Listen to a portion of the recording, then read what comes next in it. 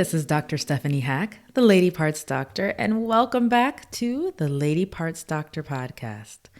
Last week, we talked about birth control, all of the options, everything and anything that we do to keep from getting pregnant. And that is why I describe it like that, because people hear birth control and contraception and they just think, oh, it's definitely like the pill or a device. But we do lots of things to keep from getting pregnant. So it was really important to me to talk about things like the pull-out method and what the effectiveness was of the pull-out method, so that when we're making decisions about how to manage our activities, that we're really well informed, right? Because if you're okay with getting pregnant, it's not a big deal, you'd rather not be, but you can handle it if it comes, then using something with a failure rate that is maybe a little higher is probably okay for you. Versus if you're someone who does not want to be pregnant, not right now, not tomorrow, et cetera, then we really want to use something for you that is going to have a very, very low typical use failure rate. Something like an IUD or implant or something like that, or sterilization. So anywho, I hope that you found that really helpful. And certainly it's a great review. I hope you checked out the websites and found those to be helpful for CDC and Planned Parenthood. But there are just so many options. So that was really my point, was just to kind of hit home on the fact that there's something available for you, whatever that method is that you prefer. So this week, I want to do something a little different. Every time I come and decide on a topic, I sit and I really do research to make sure that I am presenting you with the most up-to-date evidence, the resources, everything that you will need to be well informed, because that's really just what I want. I want you to be informed so you can make decisions that you feel good about, that you feel comfortable with.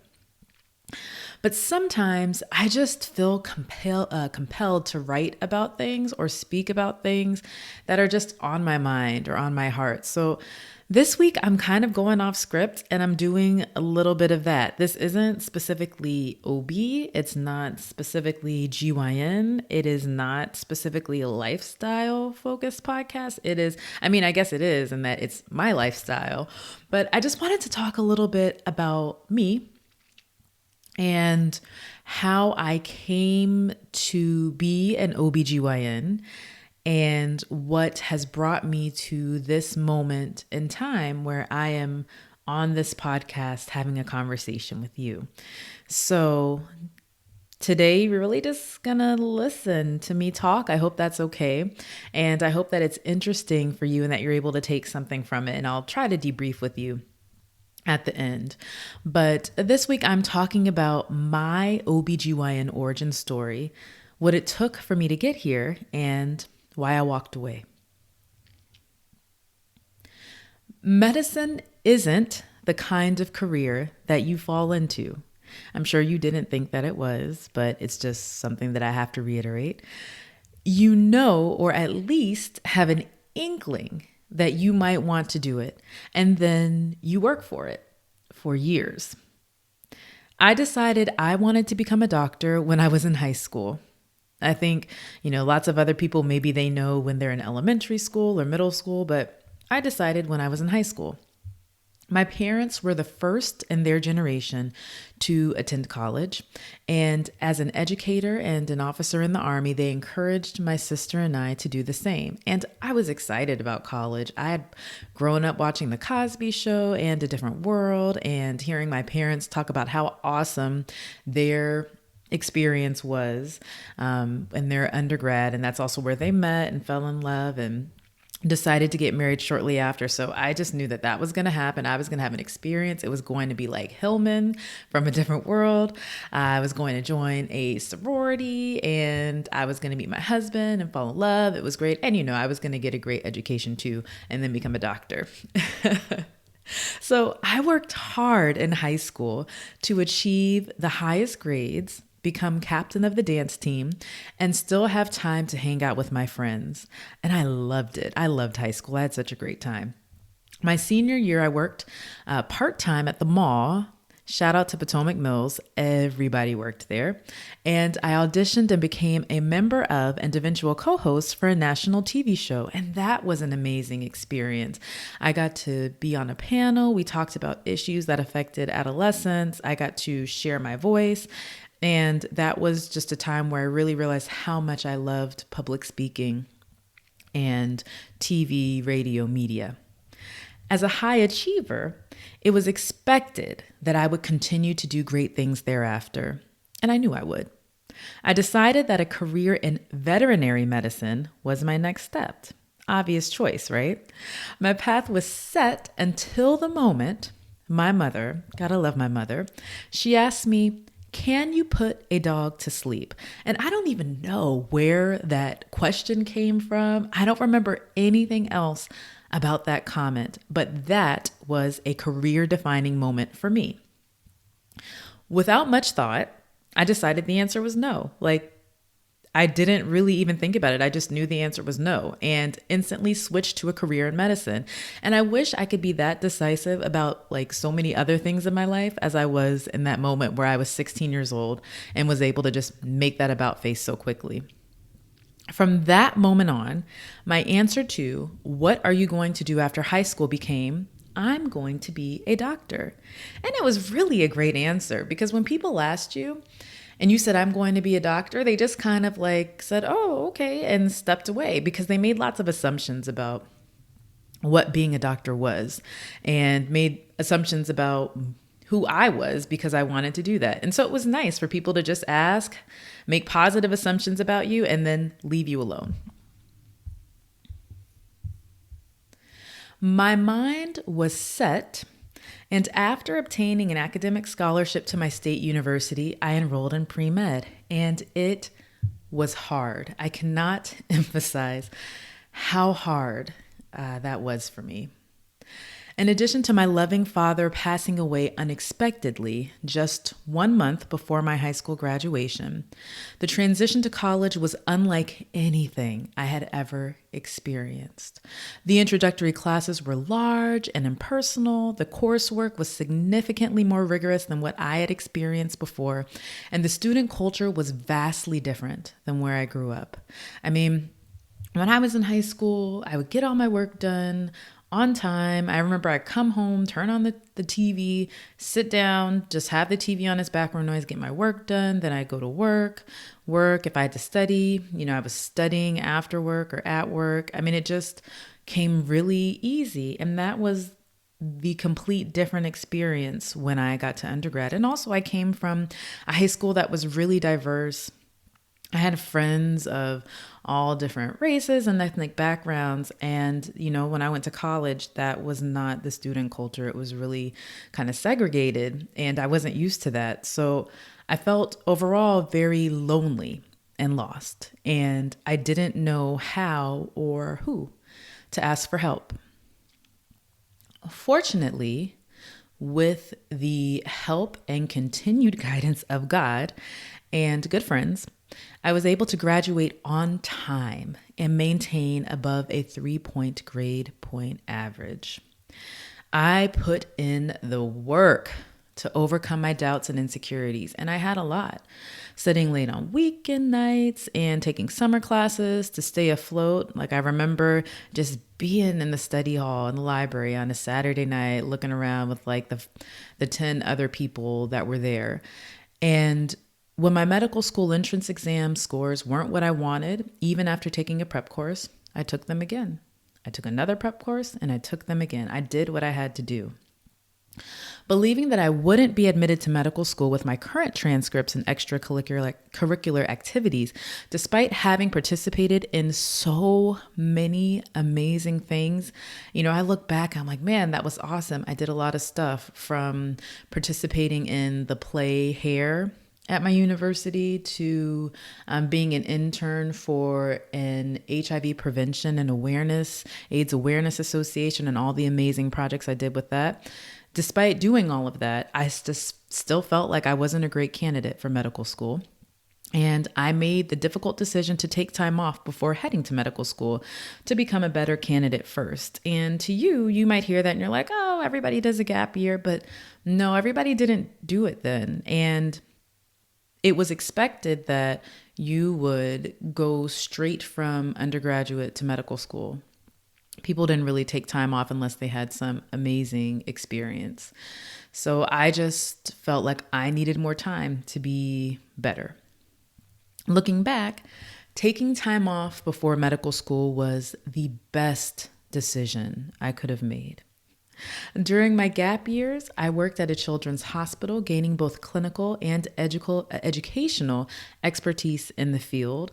I developed lasting professional relationships and gained friendships that have continued to support my growth personally and professionally. Even now, one of my really good friends, I met her through my roommate, and she also happened to live in the room right above mine in my apartment building. And even now we still speak once a week just to share what's going on in our lives and provide encouragement and support. And that's just really awesome to develop those kinds of friendships. So I was really thankful to have that experience in my gap years, having that time off. Now, if you want to ask me what it's like to live in a room directly under your friend, that is a completely different conversation for a completely different podcast on another day.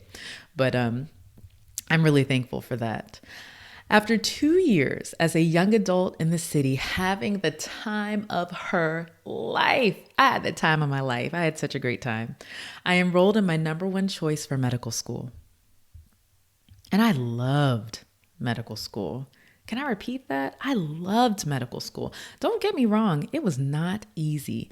I studied and stressed just like I did as an undergraduate, but it was different.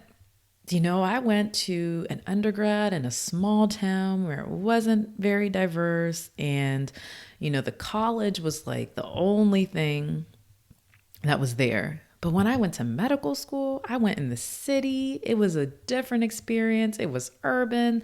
There were people from everywhere. It was just awesome. And I was sure of myself and more at peace. I had confidence and a perspective different from my peers that I constantly relied on to get me through difficult moments.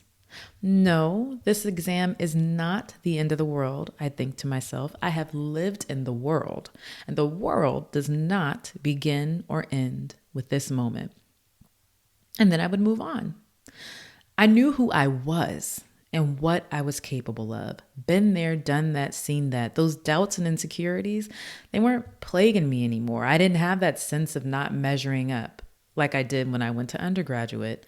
Again, I developed amazing, lasting friendships, and my previous college experience had taught me how to seek the help I needed and develop academic relationships that were crucial to my success. One of I think probably my closest friend from medical school, I met her at a enrichment program prior to starting, and we still speak almost every day. I mean, that's awesome, right? And when I was in school, I made sure that I knew that the dean knew who I was and knew my name. I made sure to know all the people who were going to be making decisions. I made sure to get on the admissions committee to help with admitting additional medical students. Like, I got super involved because I needed to know who I needed on my side and who to talk to if I had any issues. So at medical school, I felt at home. By my second year of medical school, I decided on a career as an OBGYN. My desire to understand more about my own body made women's health topics the most interesting to me. I learned things about, what I should have really expected from a menstrual cycle, from a period. What was it supposed to be like? And it was just amazing to learn all of those things about myself. And I just was super interested in women's health. I knew the lifestyle wouldn't be great, but did that really matter when you were doing what you loved? Yes, that is foreshadowing, okay? We're going to come back to that. I became a member of students interested in OBGYN and later took over as a co-president with my good friend who I mentioned before. In addition, my love of health education and public speaking led me to pursue a Master of Public Health while I obtained my medical degree, resulting in a 5-year MD and PH program. And I just knew I really wanted to do it all at the same time. I wanted to have my school experience and then be done with school when I graduated from both programs.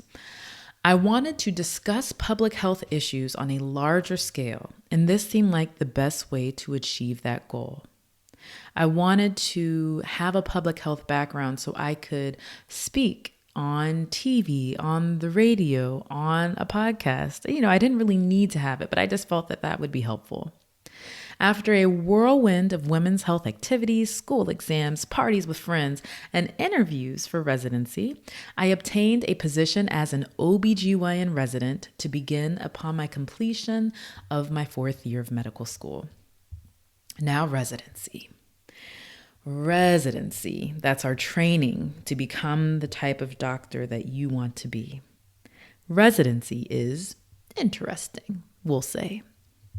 While it is a time of intense training and maintaining a brutal schedule, it is also a time of indoctrination.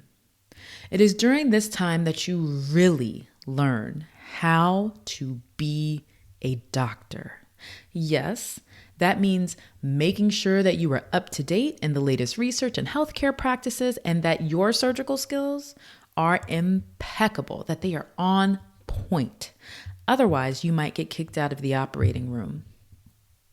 However, residency is also a time where you learn to sacrifice your needs over those of your patients. And you learn that lesson again and again and again. You learn to sacrifice your sleep, your need to eat and drink, and even your need to relieve yourself. Like, I can't tell you how many 12-hour days I completed as a resident. Not, being on labor and delivery, but just like a clinic day.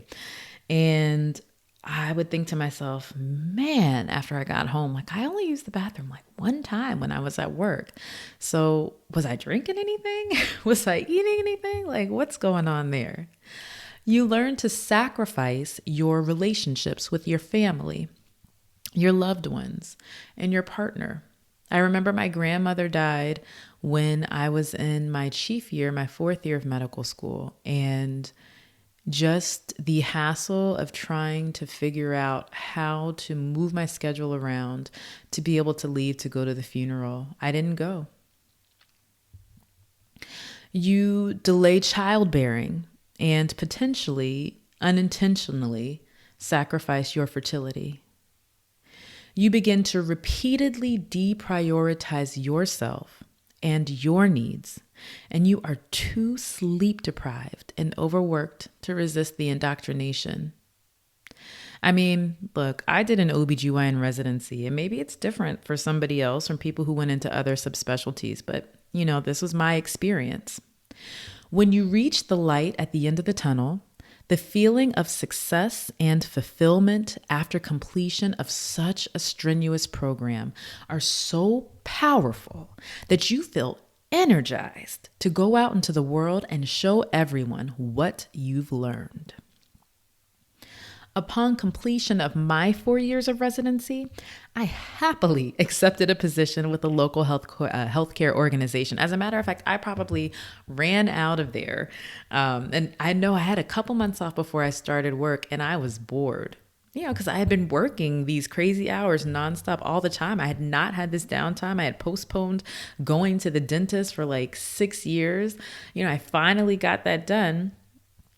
And so the transition from being a resident to what we call an attending, a physician practicing, I was just so happy to be able to do that. I loved being able to implement all my healthcare knowledge and extensive training to improve the outcomes for my patients. I mean, that's what I'd done all of this for, to make people better. For all of us who go into medicine, that is usually you go into medicine, you just want to help people. You just want to make them better. And I was able to do that. And that was such an awesome thing to be able to do.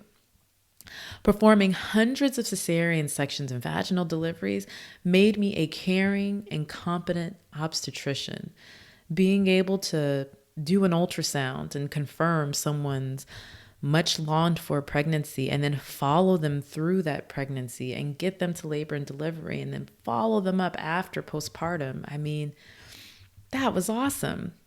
Years developing and perfecting my GYN surgical skills made me an effective and competent gynecological surgeon. And, I loved being able to sit down with the patient and explain to them the risks, the benefits, the alternatives, going over all the options and just really making sure that they were making the decision that was right for them.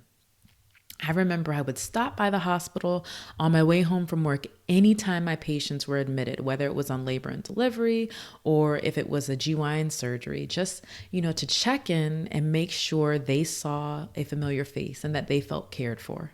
And I felt like an amazing physician. I was an amazing physician, the kind of physician I'd want to have. As the years passed, my personal commitments grew. And while difficult, I tried to continue to manage my life as a wife, new mother, and OBGYN just as I always had, putting my job first.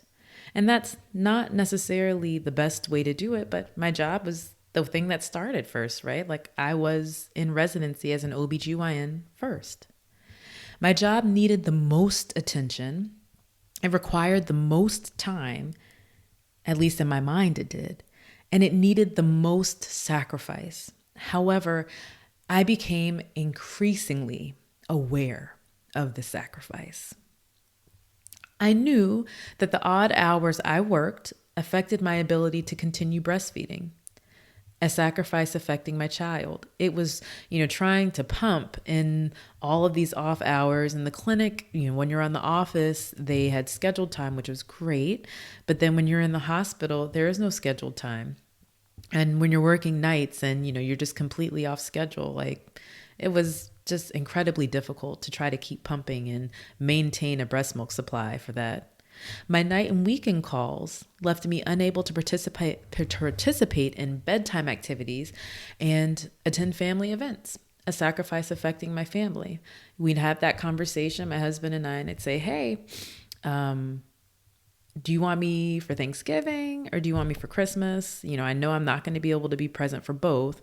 So which is more important to you this year? And then sometimes I'd work and he would go away for Christmas. And I was just really sacrificing this time with my family. After several pregnancy losses, I was ecstatic to find out I was pregnant again at the end of 2019. It was so awesome. I was just about to leave for a trip to Paris for my husband's birthday. And I found out I was pregnant, and it was really exciting. And we had really been trying and had really gone through a lot, and it was great news. However, when the pandemic started and I needed to continue seeing patients in my office and the hospital while 20 weeks pregnant with a pre-viable baby, meaning a baby that couldn't survive out of my womb, amidst fresh reports of an increased risk of preterm birth in COVID-infected pregnant women, the sacrifice became too great. I mean, at that time, we didn't know anything. We're trying to figure out, okay, are pregnant women at a higher risk for infection like they are for other respiratory viruses like the flu?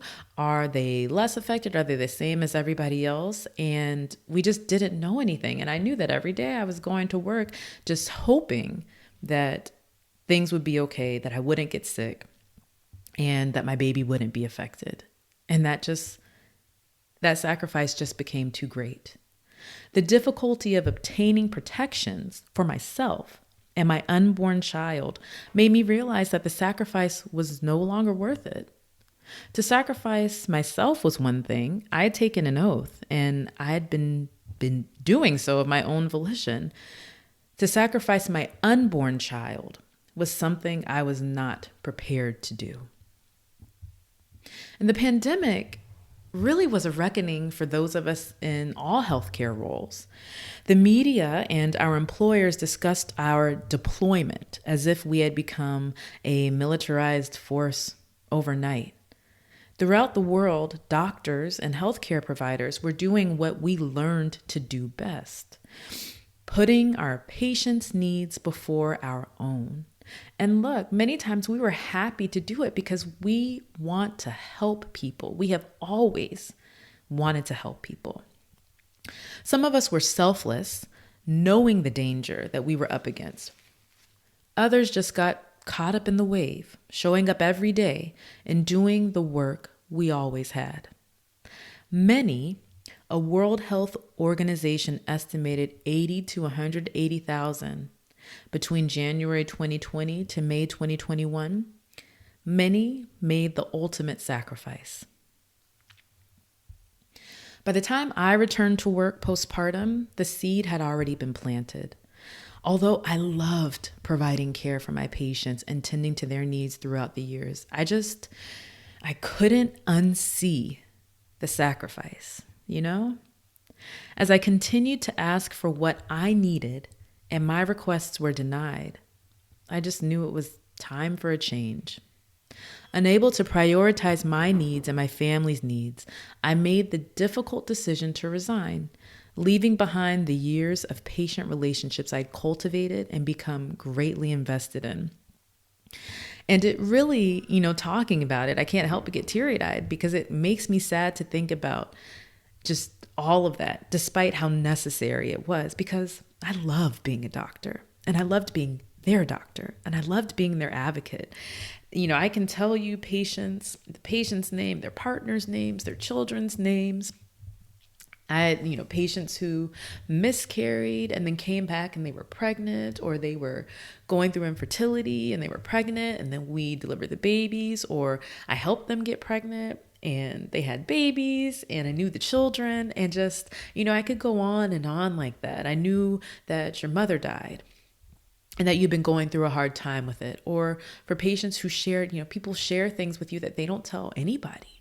Their history of sexual assault that they're not going to share with anybody but you, because they know it's important for the work that you do for them.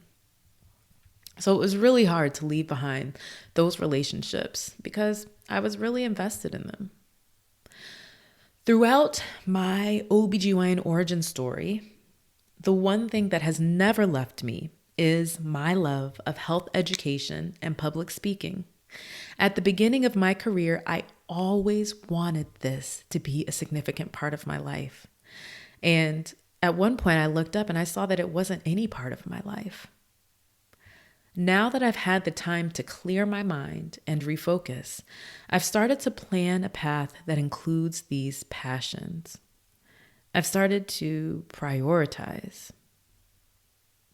I've started the LadyPartsDoctor.com blog and the Lady Parts Doctor podcast to continue the health education I've always enjoyed and empower you and everyone with lady parts to take ownership of your bodies through health literacy and knowledge, because, that is how we are going to just have better health care overall. That's a big part of it.